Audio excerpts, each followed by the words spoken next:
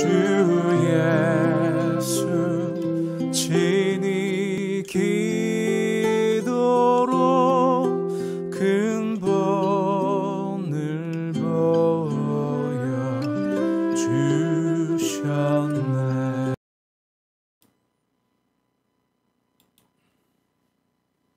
할렐루야. 사랑하는 성도 여러분, 한밤 좀 염려가 많으셨죠? 또 우리 영암에 안타깝게 확진자가 발생을 해서 곳곳에서 좀 어수선한 것 같습니다. 우리 마음을 모두어서 더 이상 확진자가 생기지 않고요, 또 영암이 다시 살기 좋은, 또 안심하고 살아갈 수 있는 고을 되기를 위해서 하나님 앞에 기도하면서 이 새벽 예배를 드렸으면 좋겠습니다. 찬송하겠습니다. 찬송가 96장 찬송입니다.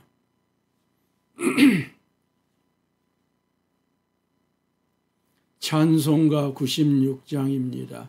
예수님은 누구신가? 우는 자의 위로와 없는 자의 풍성이며 전한 자의 높음과 잡힌 자의 노임되고 우리 기쁨 되시네. 예수님은 누구신가? 약한 자의 강함과 눈먼 자의 빛이시며 병든 자의 고침과 죽은 자의 부활되고 우리 생명 되시네. 예수님은 누구신가? 추한 자의 정함과 죽을 자의 생명이며 죄인들의 중보와 멸망자의 구원되고 우리 병화 되시네. 예수님은 누구신가? 온 교회의 머리와 온 세상의 구주시며 모든 왕의 왕이요 심판하실 주님 되고 우리 영광 되시네. 전능하사 천지를 만드신 하나님 아버지를 내가 믿사오며 그 외아들 우리 주 예수 그리스도를 믿사오니 이는 성령으로 잉태하사 동정녀 마리아에게 나시고 본디오 빌라도에게 고난을 받으사 십자가에 못 박혀 죽으시고 장사한 지 사흘 만에 죽은 자 가운데서 다시 살아나시며 하늘에 오르사 전능하신 하나님 우편에 앉아 계시다가 저리로서 산자와 죽은 자를 심판하러 오시리라. 성령을 믿사오며 거룩한 공회와 성도가 서로 교통하는 것과 죄를 사하여 주시는 것과 몸이 다시 사는 것과 영원히 사는 것을 믿사옵나이다. 아멘. 하나님 아버지, 오늘도 우리에게 귀한 생명을 주시고 세상을 여시고 그 가운데 하루를 여셔서 그 하루를 저희들에게 허락하여 주신 것을 감사합니다. 우리에게 펼쳐진 하루 자만하지 않게 하시고 자행하지 않게 하여 주시고 살펴서 행하게 하셔서 우리의 생명에 해가 되지 않게 하시고 이웃들에게도 누를 끼치지 않도록 이 코로나 상황을 잘 걸어가도록 도와주시옵시고 그 가운데서 하나님께서 주시는 복을 받고 살아가는 책임적인 그리스도인으로, 사명자 그리스도인으로 잘 살아가도록 은혜 내려 주옵소서. 감사드리옵고 우리 구주 예수 그리스도 이름으로 기도하옵나이다. 아멘. 오늘 우리에게 주신 기록된 성경입니다. 누가복음입니다. 누가복음 6장 12절에서 26절까지 성경을 봤습니다. 여기 6장 12절에서 16절에는요, 예수님께서 수많은 제자들 가운데서 12제자를 선택하시고 그들에게 또 다른 이름, 사도라고 하는, 매우 교회에 중요한 사도라고 하는 이름을 저들에게 붙여주시고요. 예수님께서 백성들의 수많은 필요 가운데서 가장 중요한 사역의 모델을, 또 기본을 우리에게 보여주시는 부분이 있고요. 마태복음으로 말하면 산상순, 누가복음으로 말하면 평지 설교가 시작되는 그 부분이 담겨져 있는 6장 12절에서 26절을 같이 읽음으로 봤습니다. 시작. 이때에 예수께서 기도하시러 산으로 가사 밤이 새도록 하나님께 기도하시고 밝음에 그 제자들을 부르사 그 중에 12를 택하여 사도라 칭하셨으니 곧 베드로라고도 이름을 주신 시몬과 그의 동생 안드레와 야고보와 요한과 빌립과 바돌로메와 마태와 도마와 알페오의 아들 야고보와 셀롯이라는 시몬과 야고보의 아들 유다와 예수를 파는 자가 될 가룟 유다라. 예수께서 그들과 함께 내려오사 평지에 서시니 그 제자의 많은 무리와 예수의 말씀도 듣고 병고침을 받으려고 유대 사방과 예루살렘과 두로와 시돈의 해안으로부터 온 많은 백성도 있더라. 더러운 귀신에게 고난받는 자들도 고침을 받은지라. 온 무리가 예수를 만지려고 힘쓰니 이는 능력이 예수께로부터 나와서 모든 사람을 낫게 함이러라. 예수께서 눈을 들어 제자들을 보시고 이르시되 너희 가난한 자는 복이 있나니 하나님의 나라가 너희 것이미요. 지금 줄인 자는 복이 있나니 너희가 배부름을 얻을 것이미요. 지금 우는 자는 복이 있나니 너희가 웃을 것이미요. 인자로 말미암아 사람들이 너희를 미워하며 멀리하고 욕하고 너희 이름을 악하다 하여 버릴 때에는 너희에게 복이 있도다. 그날에 기뻐하고 뛰놀라. 하늘에서 너희 상이 큼이라. 그들의 조상들이 선지자들에게 이와 같이 하였느니라.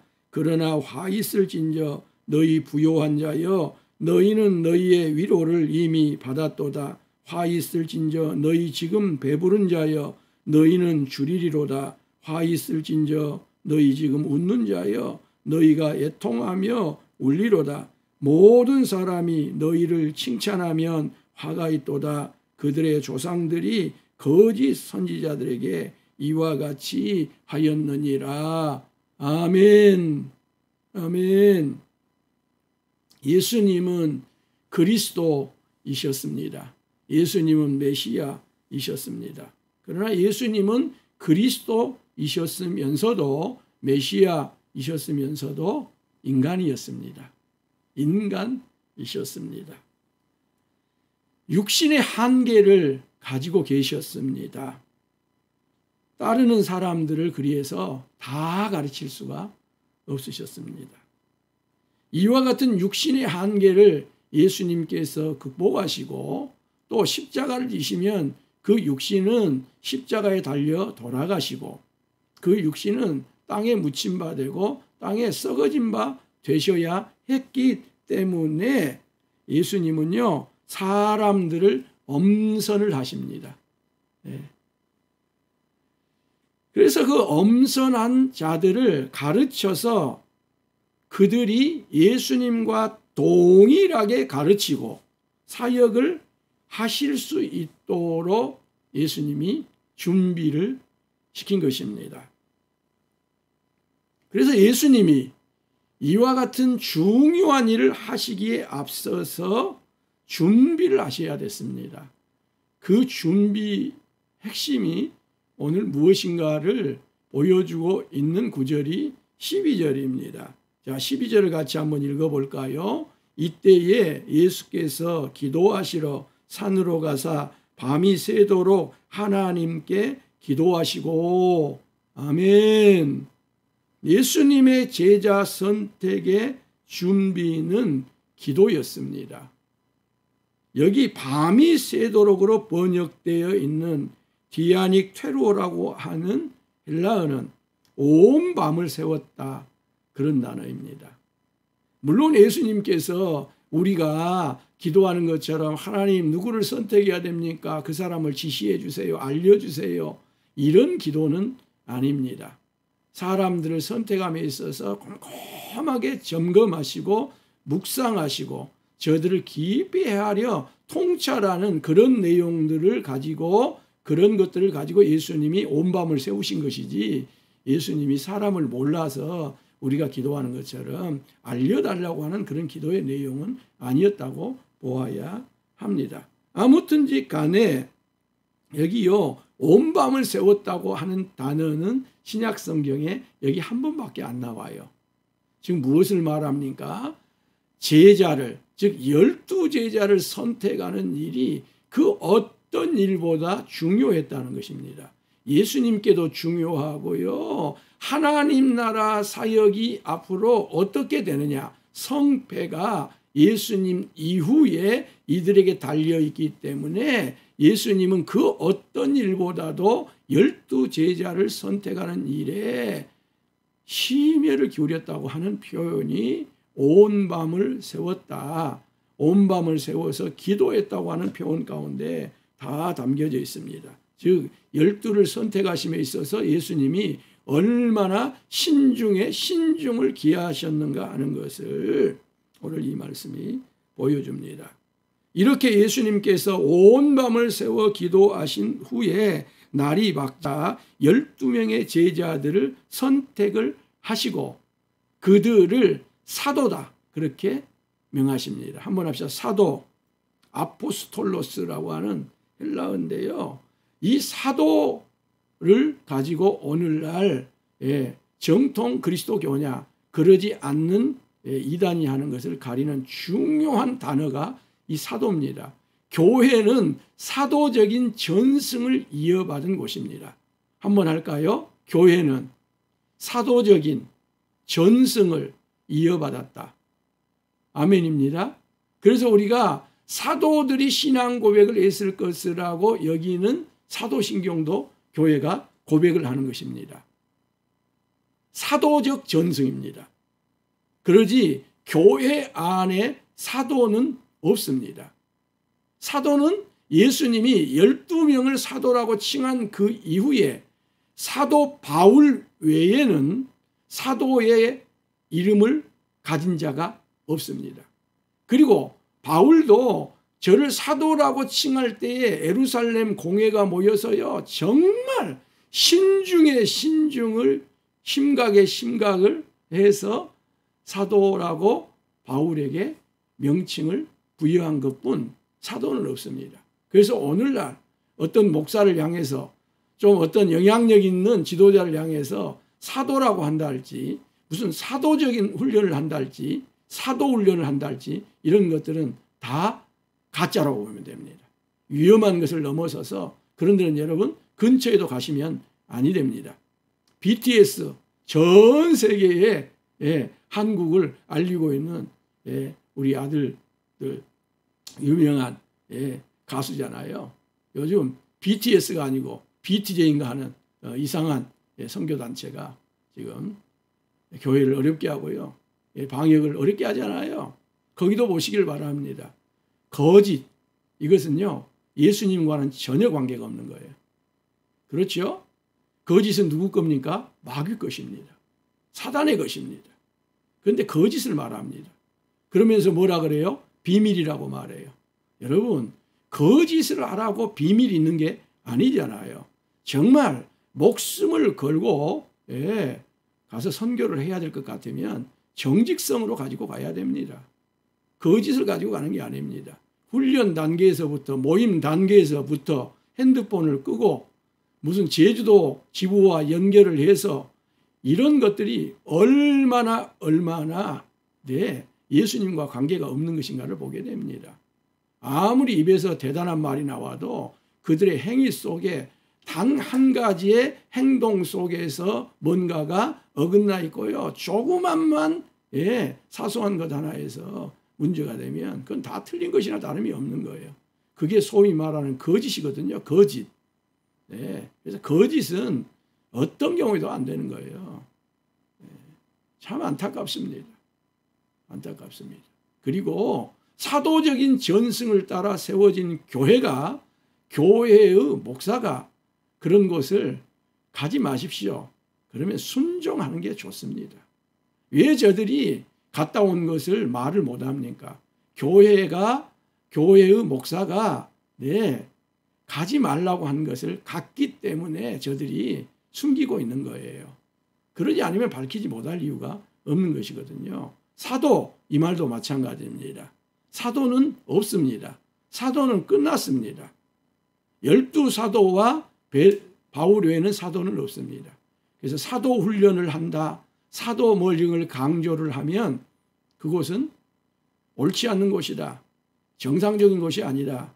성경적인 것이 아니다. 그렇게 여러분들이 받아들이면 분명하고 틀림없다고 하는 것을 제가 다시 한번 여기 말씀이 나왔기 때문에 강조를 하니 꼭 기억을 하시면서 신앙생활을 해갈 수 있기를 예수님의 이름으로 간절하게 부탁을 드립니다.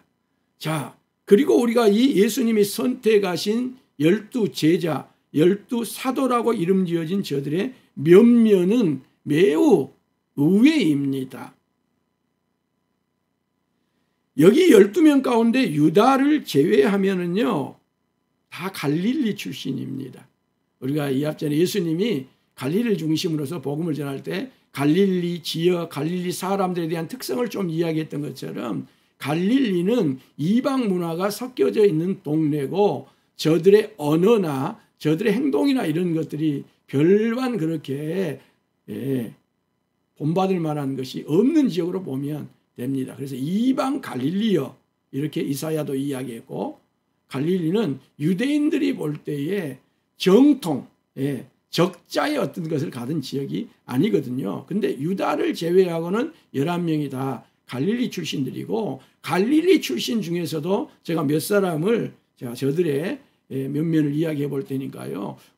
정말 의외다 그렇게 여러분들이 느낄 거예요. 베드로는요, 성급하고요, 성격이 절제가 잘 되지 않는, 거침이 없는 그런 성격의 소유자가 베드로입니다.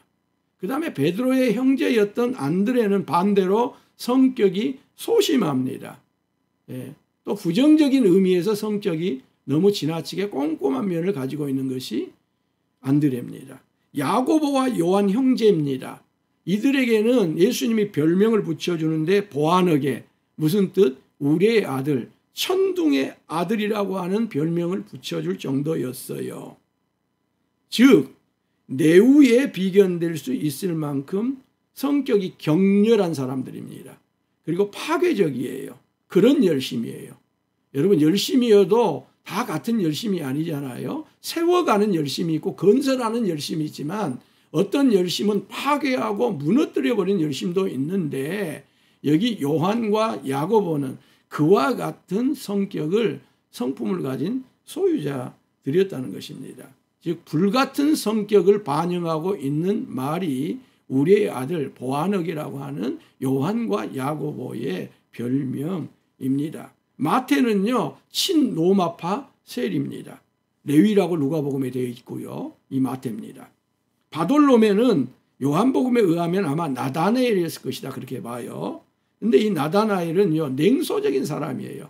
뭔가 이야기를 하더라도요, 긍정적으로 받아들이질 않아요. 늘 부정적이에요. 그래서 빌립이 예수님을 만나고 바돌로메 여기 나다나엘을 찾아가서 내가 메시아를 만났다 그러잖아요. 그러니까 뭐라고 말해요? 나사렛에서 무슨 선한 것이 나올 수 있겠느냐. 나사렛에는 어떤 경우에도 그리스도가 나올 수가 없다. 메시아가 나올 수가 없다. 이렇게 냉소적이고 부정적으로 보는 그와 같은 성격의 소유자가 바돌롬의 나다나엘입니다. 그리고 우리가 도마의 신앙 고백은 위대한 신앙 고백입니다. 주는 그리스도시요 살아계신 하나님의 아들이십니다라는 베드로의 고백과 쌍벽을 이룰 정도로 유명한 고백이 이 도마의 신앙 고백이지만, 도마는 그럼에도 불구하고 그의 본성이, 그가 가지고 태어난 성품이 뭐였어요? 의심이었어요. 매사를 의심합니다. 매사에다가 질문을 답니다. 이게 도마의 성격입니다. 그리고 그래도 괜찮은 사람이 유다예요. 유다는 이 갈릴리 시골 출신이 아니고 가리옷이라고 하는 도시 출신이고요. 멋지고요. 용감한 당시의 열심당원. 그래서 사람들이 따라갈 만한 사람은 유다밖에 없어요. 그리고 요즘 이야기로 한다면 그래도 재물을 맡았으니까 뭔가 좀 계산을 하고요. 수리의 감각이 있고 그런 사람은 여기 유다 한 사람 외에 나머지는 다 갈릴리 출신이고, 방금 제가 말씀드린 것처럼 저들이 가진 기질이나 성품이나 인격들이 다듬어지거나 그런 사람들이 아닌 사람들이 예수님의 제자로 부르심을 받은 거예요. 신분으로도 별 볼 일이 없고요. 교육도 제대로 받지 못하였습니다. 예수님을 대신하여서 사역을 하고 예수님과 똑같은 그와 같은 하나님 나라 복음을 전하면서 그 행했던 일들을 행하기에는 정말로 결함이 많은 사람들이 여기 12제자로 부르심을 받은 사람들 대부분이라고 보면 됩니다. 그런데 예수님이 그렇게 사람들의 상식을 벗어나서 이들을 선택해 가지고 사도라고 칭해준 이유가 뭐냐는 겁니다.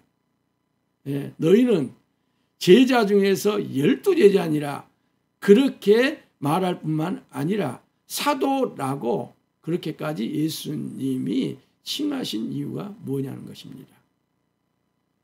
이유는 단 한 가지입니다.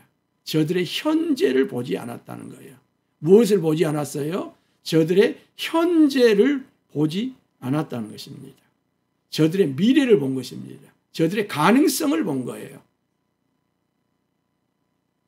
즉 저들은 미래가 얼마든지 변화될 수 있는, 얼마든지 놀랍게 바뀔 수 있는 그와 같은 DNA를 가지고 있는 사람들이었다 그 말입니다. 여러분, 현재가 엉망이라고 해가지고 모두가 다 미래가 다 가능성이 있는 것은 아닐 수 있어요. 그런다면 얼마든지 더 많은 사람들이 그때 당시에도 있었을 거예요. 그런데 여기 예수님께서 택하시고 사도라 칭한 이들은 미래가 어마어마한 가능성을 가지고 있는 그와 같은 사람들이었습니다. 예수님이 오늘날도 사람을 선택하시는 기준은 이것 하나입니다. 현재가 문제가 아니고 미래가 변화될 수 있다면, 미래가 새로워질 수 있다면, 미래가 현재보다 훨씬 더 예수님을 만나 예수님 안에서 교육을 받고 예수님 안에서 가르침을 받으면 예수님대로 할 수 있는, 여러분 미래의 변화는 뭐예요? 미래의 가능성은 뭐예요? 창조된 것이 아닙니다. 예수님이 하신 대로입니다. 한번 할까요? 예수님이 하신 대로. 아멘. 예수님이 하신 대로 말씀하고 예수님대로 행하셨던 그대로 사역을 하는 것이 미래의 가능성인 것이지 창조적인 것을 말하고 있는 것이 아닙니다. 이것을 위해서는 더 철저하게 예수님을 의지하고 예수님을 신뢰해야 된다고 하는 것. 하산하라. 이게 예수님의 제자도가 아니라고 하는 것도 제가 말씀드린 거 여러분 기억나시죠? 그리고요. 이와 같이 12제자를 선택하시고 사도라 칭하실 이 무렵에 얼마나 많은 사람들이 예수님에게로 몰려왔는지, 예수님께로 사람이 몰려왔다고 하는 것은 필요도 그만큼 더 많았다 그 말입니다. 그러지 않겠습니까? 사람이 한 사람이면요, 그 필요가 한 사람이 필요해요. 둘이 모이면 두 사람이 필요해요.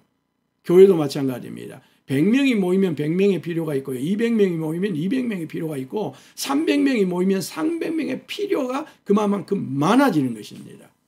그래서 예수님께서 12제자를 선택하실 때요, 얼마나 수많은 사람이 몰려왔다고 하는 것은 그만큼 필요가 굉장히 많았다는 거예요. 필요가 다양해졌다는 것이고 요구가 엄청나게 다양해졌다고 하는 것을 말씀하는 거거든요. 근데 그 필요를 예수님이 다 채워줄 수가 있습니까? 인간의 한계를 가지고 예수님이 그리스도로 사역을 하시기 때문에, 하나님 나라 복음을 전하기 때문에 육체성 때문에 그들의 필요를 다 채워줄 수가 없는 거예요. 그래서 제자들에게 앞으로 너희들이 사도가 되어서 나와 같이 복음을 전하고 나와 같은 사역을 할 때 수많은 사람들이 더 많아지게 될 텐데, 그때에 사람들의 필요에 따라서 이리저리 기준이 원칙이 없이 춤추고 이리저리 끌려다니다 보면 하나님의 나라는 이루어지지 못한다. 너희들은 다 번아웃되고 너희들은 다 탈진하고 소진된다. 그러시면서 예수님이 그 수많은 필요 가운데서 집중하여서 예수님이 오늘 또 저들의 필요를 예수님이 주권적으로 채워져 가시는데, 그 말씀이 17절 19절에 보여주신 내용들이에요. 첫 번째, 예수님이 저들의 수많은 필요들 가운데서 집중하여 하신 사역이 또 동일합니다. 말씀을 전하는 일이었습니다. 즉 가르치는 일이었습니다. 그래서 필요가 아무리 많아져도 그 중에서 핵심 필요, 핵심 사역은 말씀을 전하는 일, 가르치는 일이라고 하는 것을 예수님이 저들에게 필요를 채워주시면서 제자들에게 보여주고 있습니다. 그래서 저는 이 아침에도 말씀을 전하고 있습니다. 말씀을 가르치고 있습니다. 두 번째로는 병을 고치는 일이었습니다. 이아오마이,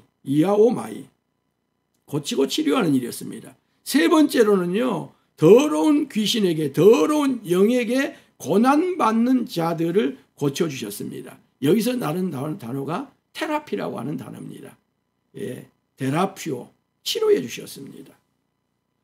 사람들은요, 이와 같은 세 가지를 통해서 예수님이 필요를 채워주시는 가운데서도 예수님의 능력이 저 안에 있음을, 예수님이 능력이 있음을 알고요, 예수님의 몸에 손을 대려고 하는 수많은 사람들이 막 밀리면서 예수님에게 손을 대면 낫는 역사가 나타나기 때문에 필요를 채우기 위해서 무리들이 예수님에게 더 몰려드는 부분들을 보게 됩니다. 여기 능력입니다. 근데요, 예수님은 자신 안에 있는 이 능력을 차후에 가면 제자들에게 약속을 하거든요. 오직 성령이 너희에게 임하시면 너희가 권능을 받고 예루살렘과 온 유대와 사마리아와 땅끝까지 이르러서 내 증인이 되리라 할 때의 권능, 그리고 오늘 여기 예수님에게 능력이 있음을 저들이 알고 예수님을 만지려고 막 달려들었다 할 때 그 능력과 권능이 동일한 단어 두나미스입니다. 한번 따라할까요? 두나미스. 그래서 예수님이 12 제자를 선택하시고 저들을 사도라 칭하시고 당신과 같은 하나님 나라 복음을 전하시고 그 복음을 전함에 있어서 사역을 할 수 있도록 자신에게 있는 능력을 약속하시고 그 능력을 제자들에게 허락해 주신 것이 오순절 성령 강림 사건입니다. 예수님은요, 수많은 사람들의 필요를 다 받으셨지만 저들의 핵심 필요를 예수님이 가지고 사역을 해가는데, 첫 번째가 말씀을 전하는 일, 가르치는 일이었고요. 두 번째가 병을 고치는 일이었고요. 세 번째가 더러운 영에 시달리는 사람들을 고쳐주는 일이었다고 하는 것입니다. 하나는 말씀을 통해서 저들을요, 영육간에 강건케 하는 일이고요. 두 번째는 육체의 건강이었고요. 세 번째로는 정신적으로나 영적으로 고통을 당하는 사람들을 깨끗하게 해주시고 자유케 해주시는 일을 예수님이 해나가셨다고 하는 것을 말씀을 드리고요. 자, 이제 20절에서부터 49절까지 하나님 나라 가르침을 예수님이 설교를 하십니다. 하나님 나라를 가르치십니다. 하나님 나라를 설교를 하시는데요. 자, 누가복음은 마태복음에 비해서 산상설교에 비해서 훨씬 내용이 짧습니다. 즉 전체 내용이라기보다는 누가가 예수님께서 하나님 나라를 가르치시고 하나님 나라를 설교하셨던 그 내용들을 압축을 했다고 하는 것을 우리가 이해를 했으면 좋겠습니다. 왜냐하면 오늘 이 내용은요. 네. 지금 저와 같은 톤으로 한다면 5분도 안 걸릴 내용이에요. 근데 예수님이 5분 정도 하나님 나라를 가르쳤겠습니까? 설교했겠습니까? 그 수많은 하나님 나라 설교 가르침 가운데서 압축을, 즉 핵심을 요약해 놓은 내용이고요. 마태복음은 산상으로 제자들을 데려갔기 때문에 산상설교라고 말하고, 오늘 누가복음은 오히려 산 위에서 제자들을 내리고 내려와서 평지와 같은 곳에서 하나님 나라를 가르쳤고 설교했기 때문에 평지설교, 평지가르침이라고 말합니다. 평지순이라고 말하는데요. 오늘 20절에서 26절은 네 가지 복과 네 가지 화를 말하고 있습니다. 한번 합시다. 네 가지 복, 네 가지 화. 근데 이것은 상반된 개념입니다. 즉 이것이 복이면 그 반대에 있는 것은 화고, 이것이 화면 반대에 있는 것이 복이고, 그렇게 돼서 네 가지를 말하고 있다고 보면 되겠습니다. 마태복음은 몇 가지예요? 8가지입니다.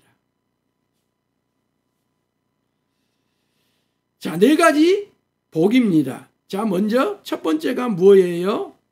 가난한 자입니다.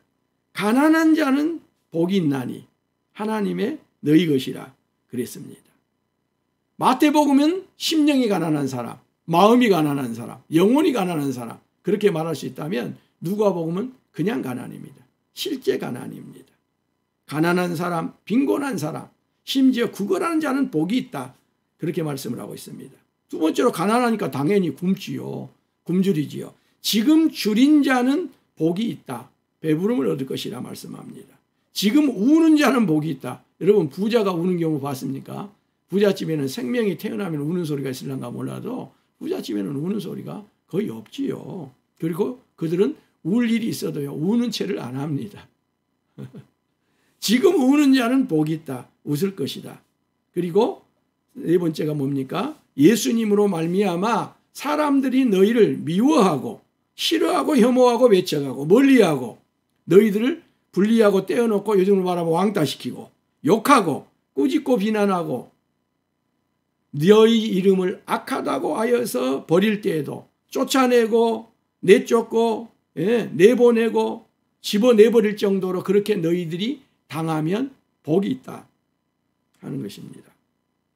이렇게 너희들이 가난하고 지금 줄이고 울고 예수님으로 인하여 한마디로만 핍박을 받고 고난을 받고 압제를 받는 그와 같은 상황에 있으면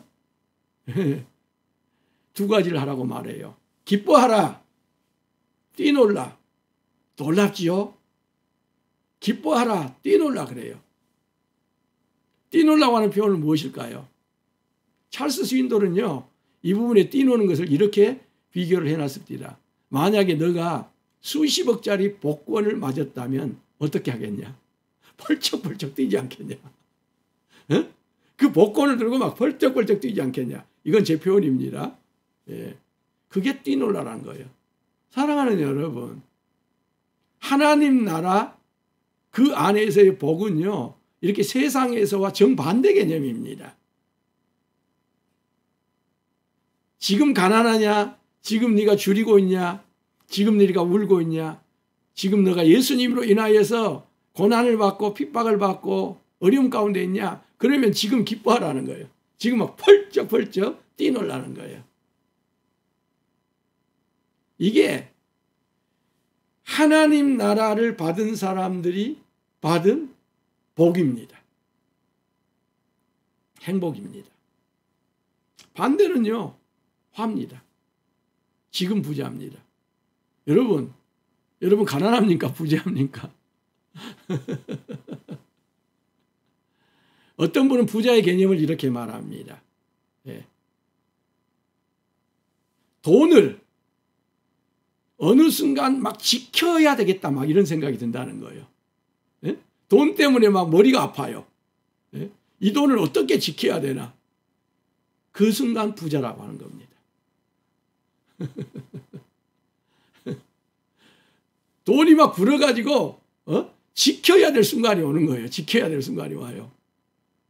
그때는 부자다, 그렇게 말합니다. 상당히 일리가 있는 말 같아요. 상당히 일리가 있는 말입니다. 아무리 부자여도 막 지켜야 되겠다는 생각이 들지 아니하고 있는 것들을 쓰면서 하면 부자가 아닌 것이죠. 워렌 버핏, 미국의 대단한 부자 아닙니까? 그는요, 어마어마한 부자입니다. 그런데요, 지켜야 되겠다는 생각이 별로 없는가 봐요, 그분은. 그래서 꽤 됐습니다만은 자기 전 재산의 80%를 빌 게이츠 재단에다가 기부를 합니다. 부자가 아닌 거죠, 그분은.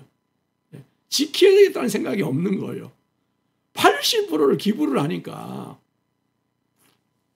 그래서 부자는 객관적인 어떤 부분도 있지만 상당히 주관적인 부분입니다. 그래서 그런 부자는 이미 1호를 받았다고 말하고요.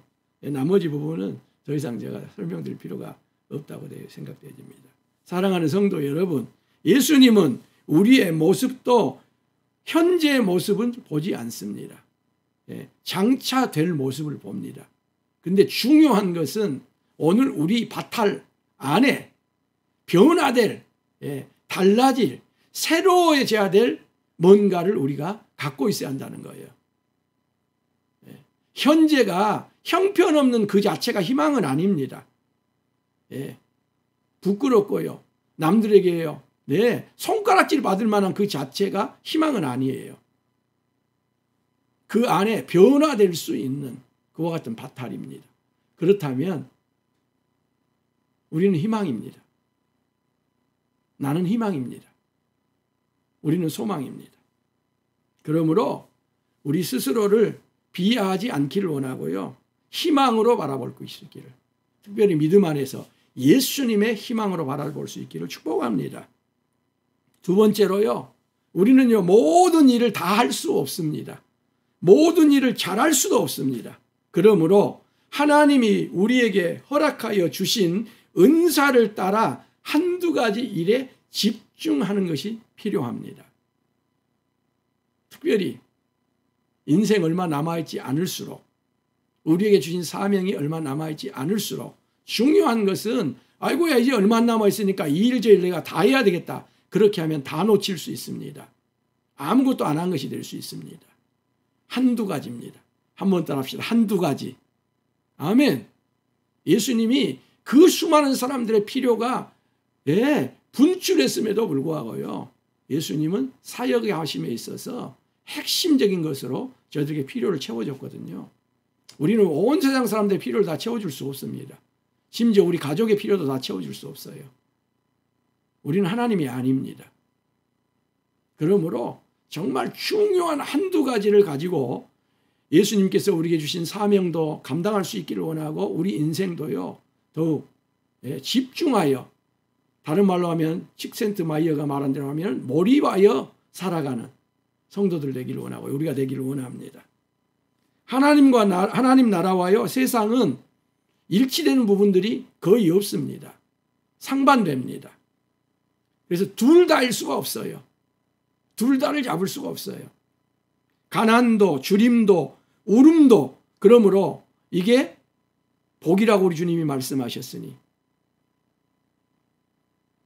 내가 성실하게 살았고 부지런하게 살았고 최선을 다해서 살았음에도 불구하고 그게 내게 있다면, 내가 허황되어서 허풍되어서 뭔가 잘못 투자를 해서 우리가 가난이 울음이 주름이 왔다면 상황이 다르지만, 믿음 안에서 그렇게 살았음에도 불구하고 내가 지금 가난을 울음을 주림을 경험하고 있다면 감내하시기를 바랍니다. 예수님으로 말미암아 당하는 미움과 배척과 불리함과 욕, 이런 것, 심지어 추방받음, 왕따를 당한 그와 같은 것도 감수할 수 있기를 바랍니다. 그런데 이제까지는 원망이 섞인 마음으로, 불평과 투정이 섞인 마음으로 그랬다면 기뻐하시기를 바랍니다. 기뻐 뛰놀 수 있기를 바랍니다. 이게 하나님 나라를 받은, 하나님 나라 복을 가진 사람들의 특징입니다. 기쁨입니다. 기뻐 뛰놀음입니다. 여러분 오늘 기뻐하십시오. 기뻐 뛰노십시오. 그게 하나님의 복을 받은 사람들이 행해야 될 예수님으로부터 받은 명령입니다. 기도하겠습니다.